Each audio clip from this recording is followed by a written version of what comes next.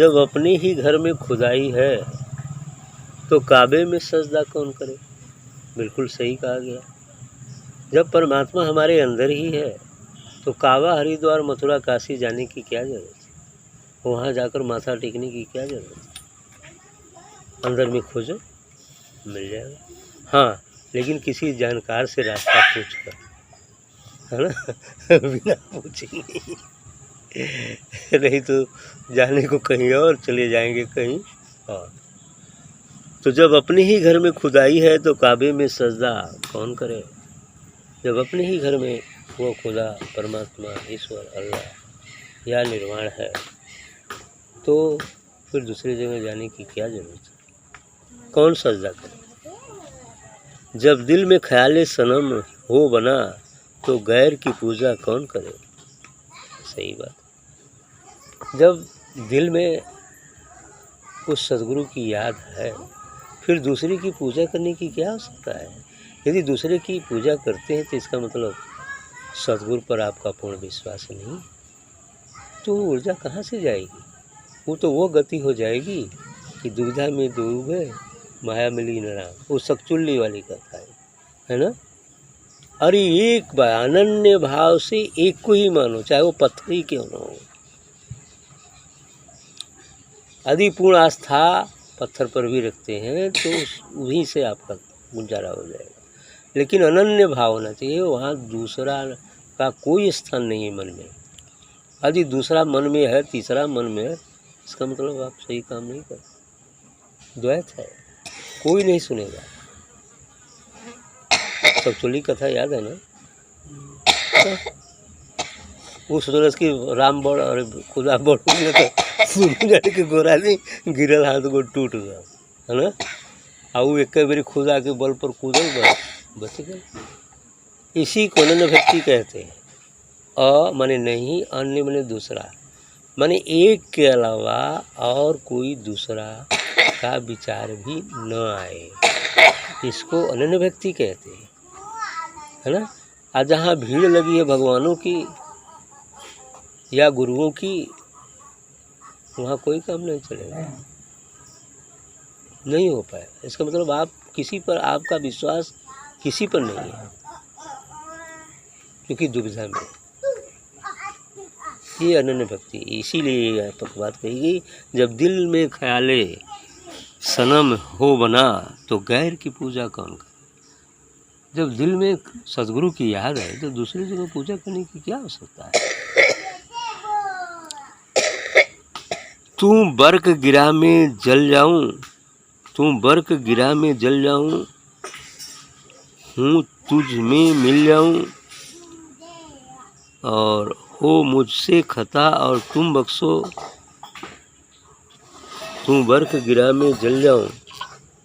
अर्थात मैं तुम्हारी याद में, गिरा से मतलब वाणी होता है, लेकिन यहाँ भाव, तू वर्क गिरा में जल जाऊं, तुम्हारे उपदेश या उसी की याद में मैं जल जाऊं और तेरा हूँ तुझ में मिल जाऊं। और जल करके क्या करूं, क्योंकि यहाँ पर बात कही जाती है कि भाई मार्ग तो सरल है लेकिन महाकठिन भी है।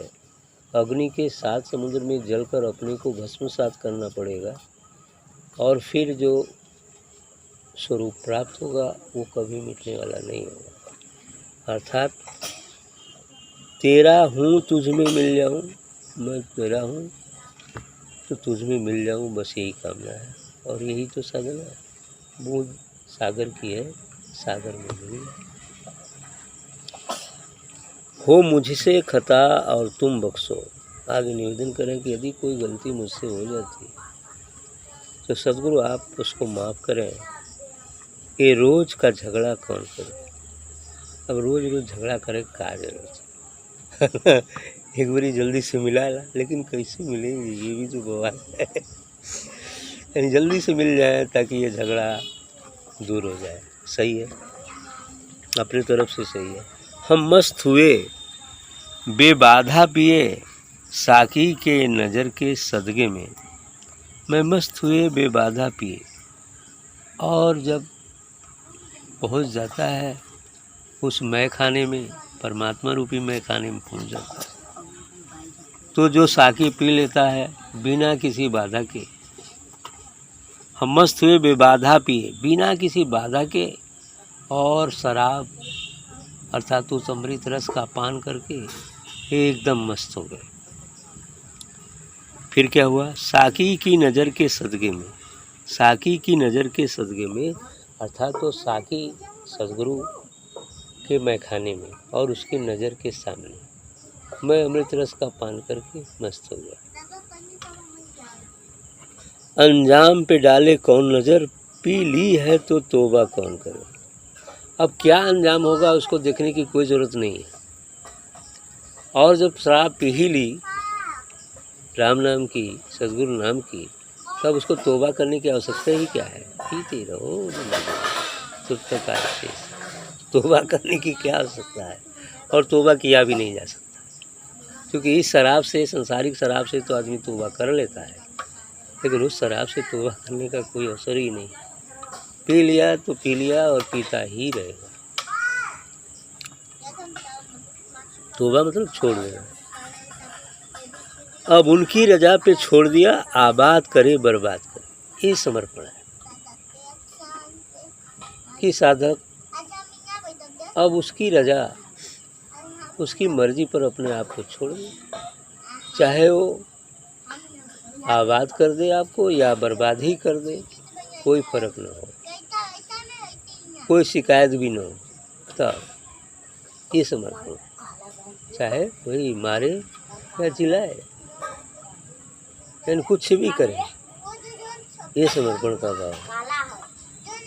तो कह रहे हैं अब उनकी रजा पे छोड़ दिया, आबाद करे बर्बाद करे, उनका था उनको सौंप दिया, दिल दे के तकाजा कौन कर। मैं तो उनका ही था और उनको सौंप दिया, और जब दिल सदगुरु को दे दिया तब तकाजा करने की क्या आवश्यकता है? तकाजा के फिर दिल लौटाने की क्या जरूरत? दे दिया काम खत्म हो गई। तू सामने आ मैं सजदा करूं, तब लुप्त है सजदा करने का। क्या बात है? कहते हैं सदगुरु से कि तुम अपने वास्तविक रूप में सामने रहो और मैं तो उसका सजदा करते रहूं, तुम्हारी आराधना करते रहूं, पूजा करते रहूं, लेकिन तुम सामने हो। सजदा करूं तब लुप्त है सजदा करने का। उस समय वाकई पूजा या सजदा या ध्यान करने का आनंद मिलता है। सामने हो तो आनंद किया, और दूर रहने पर तो दिक्कत है ना, और सामने रहेगा तो भर जाएगा है? इसलिए कह रहे हैं कि जो सामने आ मैं सजदा करूं तब लुप्त है सजदा करने का। तभी सजदा करने का, भजन करने का आनंद मिलता है जब सदगुरु सामने बैठा हो,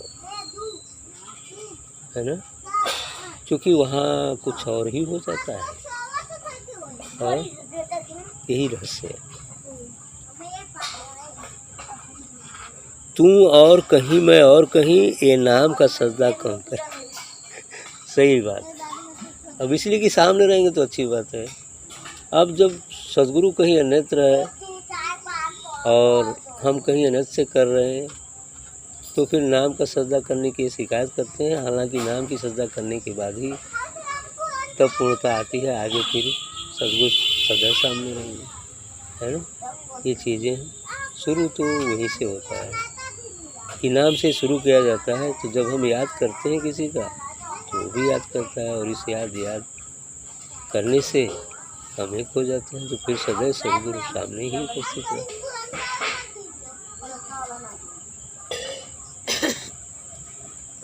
पर्दे ही तलक सब सजदे हैं, सजदे ही तलक सब पर्दे हैं। जब पर्दा उठा तो आप हुआ, फिर आपका सजदा। बहुत अच्छी बात है ये लास्ट लाइन। कह रहे पर्दे ही तलक सब सजदे हैं। जो भी किया जाता है सजदा, ध्यान, पूजा, वो जब हमारे और सदगुरु के बीच में पर्दा है, अर्थात द्वैत है, हम अपने को अलग समझते हैं, सदगुरु अलग भासते हैं, तब हम उसकी मिन्नत करते हैं, पूजा करते हैं, भजन करते हैं, कुछ भी करते हैं।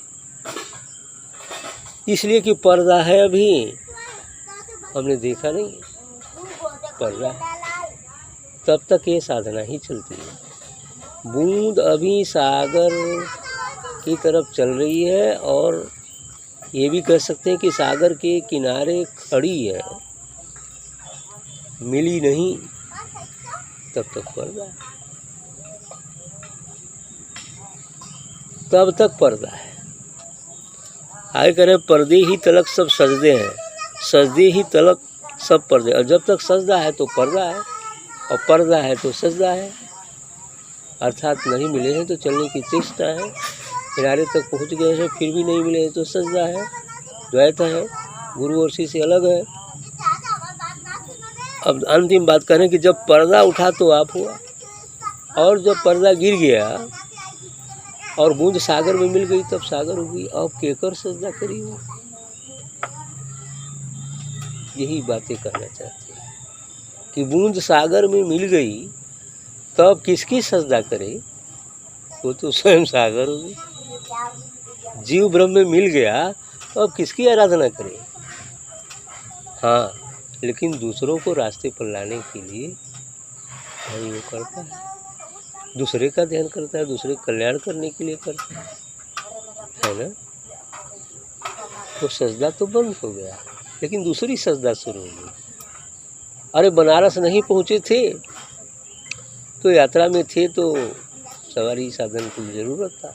और जब बनारस पहुँच गए तो अब वहाँ शिव मंदिर है ना, और क्या है, और क्या क्या मंदिर है, अब वहाँ कुछ और क्रियाएँ न होंगी। अब वहाँ पहुँचने के लिए क्यों चेष्टा, अब तो पहुँच गया ना, गाड़ी से उतर गया, बनारस में हो गया। अब वहाँ की क्रियाकलाप क्या है वो करना, अर्थात प्रज्ञा के साथ साथ करुणा, और करुणा करने पर जीवों का उद्धार करना और उनको यथाशक्ति सहायता पहुंचाना, फिर उन्हें उस मंदिर तक ले जाना। अब ये कार्य हो गया, अब ये सजदा हो गया, है ना। साधक यदि साधक की याद करता है तो साधक भी साध्य भी साधक की तरफ चलता है। दोनों यदि वो कहा ना, जब वो एक कितना चलता है तो हाँ, एक पग चलता है तो 100 पग आता है ना। अब ये सजदा हो गया, अंतर हो जाता है, बड़ी अच्छी बात है।